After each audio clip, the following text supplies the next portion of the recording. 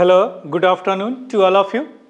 In the current affairs classes right now, going to discuss the first ever, that is the 3 naval ship commissioned by our Honorable Prime Minister Shri Narendra Modi जी।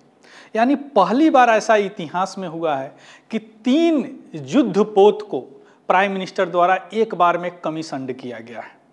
अब यहाँ पे commissioned का मतलब क्या होता है, कहीं कहीं आप पढ़े होंगे that is the this ships launched, this ship killed. So what is the meaning of all these things? And also that is the 3 ships, that name is INS Surat. INS means I for Indian, N for naval, S for ship, Indian naval ship. तो कहीं भी अगर ship की बात होती है, समुद्री रक्षा की बात होती है, तो वहाँ INS लगा रहता है, तो समझ जाइए कि नवल शिप है ना। तो INS सूरत, INS नीलगिरी और INS वाघसीर। सी कहीं भी शिप होगा तो एग्जामिनेशन में क्या पूछा जाता है कि यह किस क्लास का है, किस प्रोजेक्ट के तहत तैयार किया गया। And also that is the what is the feature, exceptional feature of this ships, यही पूछा जाता है। तो ये आपको समझना है। अब एक एक करके हम यहाँ पे समझेंगे कि INS सूरत के बारे में, INS नीलगिरी के बारे में और INS बाघसीर के बारे में, बाघसीर के बारे में। क्लियर? चलिए शुरू करते हैं। सबसे पहले देखते हैं news, that is the our prime minister, honourable prime minister Shri Narendra Modi ji commissioned this 3 ships, 3 critical naval combatant. यहाँ नाम क्रिटिकल या बड़ा इंपॉर्टेंट, नेवी में जो लड़ने वाला शिप होता है उसमें यह है। कम्बेटेंट मीन्स लड़ाकू होते हैं, नवल मीन्स नाविक। So that is the Surat, INS Nilgiri, INS Vaghsheer at the naval dockyard in Mumbai.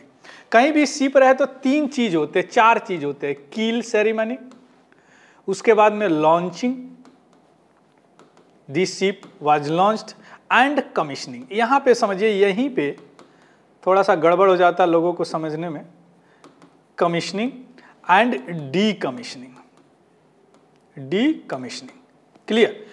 जब कोई शिप तैयार होने के प्रोजेक्ट होती है, शिप का एक क्लास होती है, तो जब कोई शिप प्रोजेक्ट में हो जाता है कि आप शिप तैयार होगा, तो उसको कील लेइंग बोलते हैं। इसमें फैक्ट्री में क्या होती है, मॉड्यूलर वगैरह तैयार किए जाते हैं, तो दैट इज कॉल्ड कील लेइंग।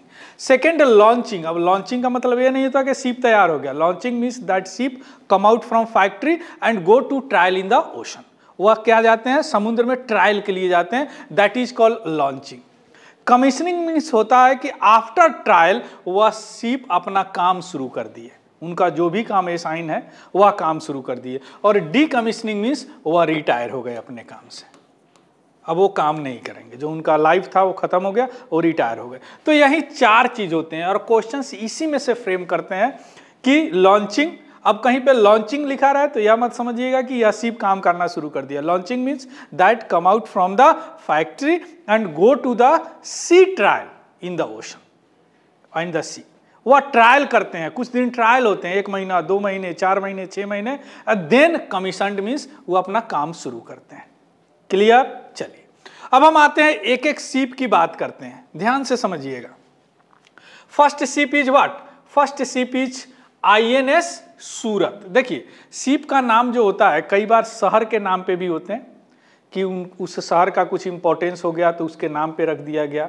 कई बार संस्कृत वर्ड के नाम पे भी होते हैं, तो दैट इज द INS सूरत। अब INS सूरत जो है प्रोजेक्ट, इसका क्या है, या फाइनल शिप, या फाइनल शिप है, यहाँ पे छूट गया प्रोजेक्ट 15B, याद रखिएगा प्रोजेक्ट 15B के तहत यह तैयार किया गया, यही पूछता है। अब प्रोजेक्ट 15B क्या है? हमने बताया कि जब कोई शिप तैयार होता है, कोई डिफेंस इक्विपमेंट तैयार होते हैं, तो सबसे पहले उसे मिनिस्ट्री से पास होना पड़ता है। उसके बाद एक स्पेशल कमिटी होते हैं, वहाँ पे उसको प्रोजेक्ट को रखा जाता है, तो उसका एक नाम दिया जाता है। क्योंकि फाइल जब कैरी होंगे तो एक नाम होगा ना, इस प्रोजेक्ट का फाइल वहाँ जा रहा है। तो 15B, अब यह 15 भी होगा, 15A भी होगा, उसके बाद में 15B आया। क्लियर? अब यह 15B प्रोजेक्ट के तहत तैयार हुआ। अब 15B प्रोजेक्ट में कैसा तैयार किया जाएगा? That is the ship, that is the guided missile destroyer series. यानी वह ऐसा शिप होगा जो कि मिसाइल भी चलाया जा सकता है और उस पर गाइडेड मिसाइल क्रूज मिसाइल को बोलते हैं। दो तरह के मिसाइल होते हैं, एक मिसाइल होते हैं बैलिस्टिक मिसाइल, एक मिसाइल होते हैं क्रूज मिसाइल। तो जहां भी गाइडेड लिखा रहा है ना, समझिएगा that is the cruise missile. वह बैलिस्टिक मिसाइल को आप गाइड नहीं कर सकते। बैलिस्टिक मिसाइल अगर यहां से छोड़ेंगे, यहां जाएगा, under the influence of gravity या टारगेट पे आ जाएगा, यानी यहीं तक आप गाइड कर सकते हैं। इसके बाद में ना आपका फ्यूल लगता है ना कोई काम करेंगे, तो इसको अनगाइडेड भी कई बार बोलते हैं, या in under the influence of gravity काम करता है ना। अब जो क्रूज मिसाइल होता है, मान लीजिए यहां से छोड़ रहे हैं, यहां आपका टारगेट है, तो इन्वायरमेंट के अंदर ऐसे ऐसे चलता है। तो आप चाहें तो यहां पहुंच गए, फिर अगर नहीं मूड बदल गया कि इसको नहीं मारना है तो घुमा सकते हैं। That is called the guided missile. और guided missile means cruise missile होते हैं, तो याद रखिएगा। So that is the guided missile destroyed series है, या एक ऐसा मिसाइल से लैस रहता है कि अगर हम किसी समुद्र में किसी को मारना चाहे तो गाइड करके उसको मार सकते हैं, या परमाणु हथियार भी ले जा सकता है। क्लियर। अब यहां पे एक और वर्ड है फाइनल शिप। इस प्रोजेक्ट के तहत जो है 4 शिप बनाए गए थे। INS मुर्मुगांव, याद रखिएगा मुर्मुगांव, INS सब में लगा रहेगा, बोले ना सब में INS लगा रहेगा। INS इम्फाल जो हाल ही फिलहाल में लॉन्च हुआ है, या पहला शिप है जो नॉर्थ ईस्ट के नाम पे पड़ा, याद रखिएगा। कई बार पूछ देगा नॉर्थ ईस्ट के नाम पे कौन सा शिप है, तो यही एक ही शिप है जो नॉर्थ ईस्ट के नाम पे है, INS इम्फाल।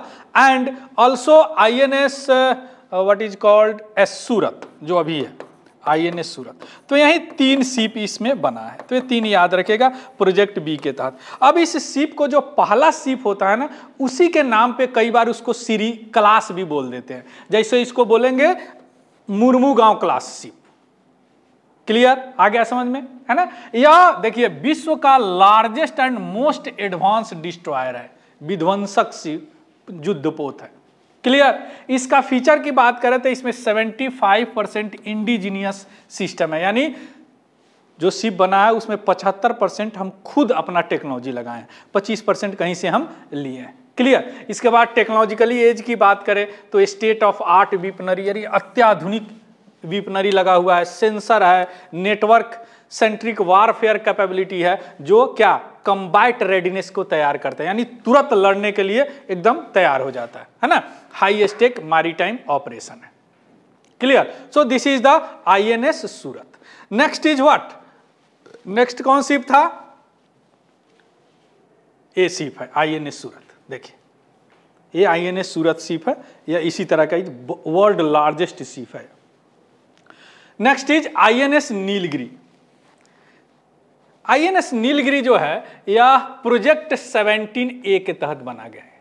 देखिए 17A, अब इसको याद रखना पड़ेगा।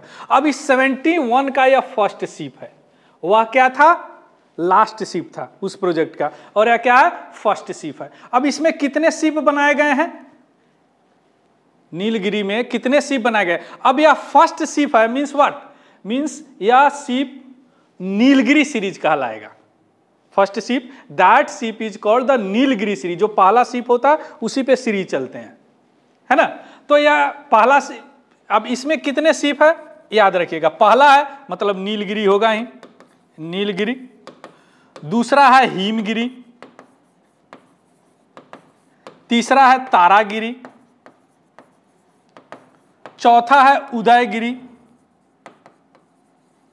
और 5वां है दूनागिरी, दूनागिरी ये याद रखना है, और छठा है विंध्यगिरी, विंध्यगिरी गिरी। आ गया बात समझ में। ये 6 शिप है जिसमें से पहला ये बना है। क्लियर। अब यह जो डिजाइन है यह पूरा इंडिजीनियस है, अपना नेवी का वारशिप डिजाइन ब्यूरो से तैयार किया गया है।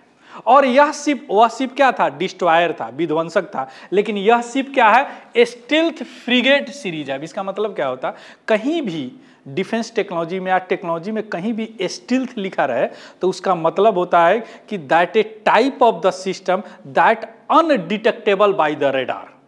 वहां में कुछ ऐसे टेक्नोलॉजी लगाए जाते हैं जिससे रडार से वह डिटेक्ट नहीं हो पाता है। तो कहीं भी ये स्टील्थ लिखा रहा है मतलब कि वह रडार से डिटेक्ट नहीं होगा, दुश्मन से बच के आगे निकल जाएगा। तो क्या होगा, enhanced stealth feature, reduced detectability, यानी इसको डिटेक्ट करना मुश्किल हो जाएगा, और improved survivability and sea keeping ability. जब डिटेक्ट ही नहीं कर पाएगा तो सी में आराम से घूमेगा, है ना। तो यह क्या है, पहला डिस्ट्रॉयर था और क्या स्टील्थ फ्रिगेट सीरीज। अब फ्रिगेट का मतलब क्या होता है, कभी आप देखते हैं ना मूवी वगैरह में कि कोई अगर जा रहा है तो उसको कवर करने के लिए 2 4 5 लोग रहते हैं, तो उसी तरह अगर बड़ा शिप जाता है तो उसको कवर करने के लिए छोटे छोटे बड़ा बहुत सारे शिप होते हैं, तो उसको फ्रिगेट बोलते हैं। तो ये हमेशा चलता है फ्रिगेट में। आगे बात समझ में। तो INS नीलगिरी समझ गए।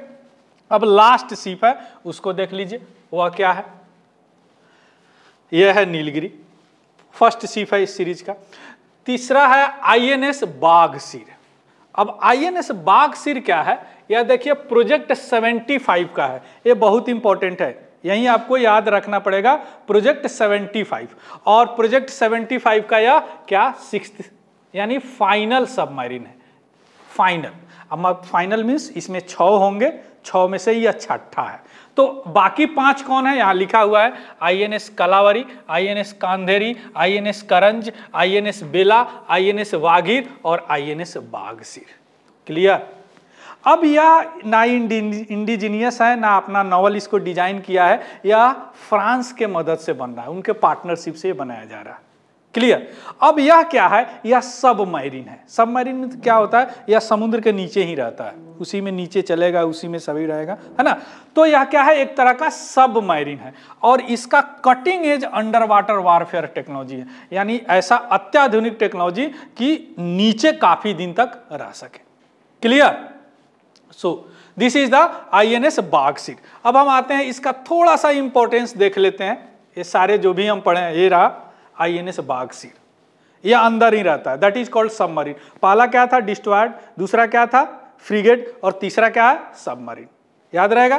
चलिए अब इसका स्ट्रेटेजिक इंपॉर्टेंट क्या है, रणनीतिक इंपॉर्टेंट क्या है। देखिए स्ट्रेटेजिक इंपॉर्टेंट की अगर बात करें तो स्ट्रेंथेंड इंडियन मैरीटाइम सिक्योरिटी, यानी भारत की जो समुद्री सुरक्षा है उसको बढ़ाएगा, ऑफ कोर्स बढ़ाएगा। देखे आपने, 1 is destroyer, 2nd is frigate and 3rd is what, submarine.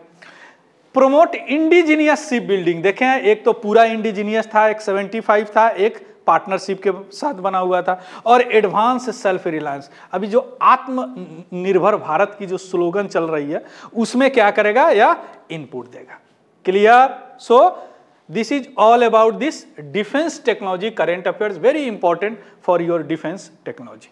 Clear. और भी जो रिसोर्स, एजुकेशनल रिसोर्स के लिए डिस्क्रिप्शन में सोशल मीडिया लिंक होंगे, वहां से you can download, you can use it. Clear. So thank you, have a good day and happy learning. Thank you very much.